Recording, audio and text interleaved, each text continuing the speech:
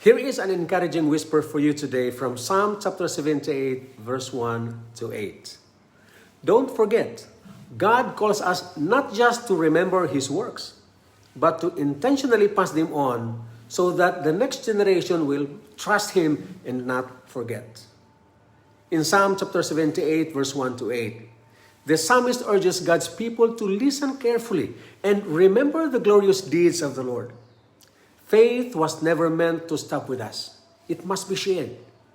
Verse 4 says, we will not hide them from their children, but tell to the coming generation the glorious deeds of the Lord. This passage reminds us that spiritual forgetfulness leads to spiritual failure. When people forget God's faithfulness, they begin to rely on themselves, drift away, and repeat the mistakes of the past. But when we remember and teach, faith grows stronger across generations.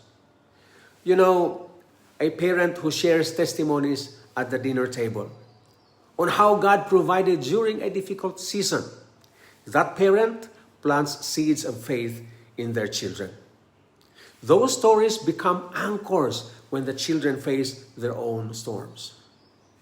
Meanwhile, in church, when older believers mentor and disciple younger ones, sharing scripture, life lessons, and prayers, they help prevent a cycle of forgetfulness and build a legacy of trust in God. Here is a familiar quotation from George Santayana. Those who cannot remember the past are condemned to repeat it.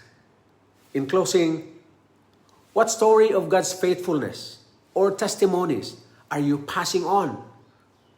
This week, intentionally share one testimony, one scripture, or one lesson with someone younger in faith, because a remembered God becomes a trusted God for the next generation. God bless you always.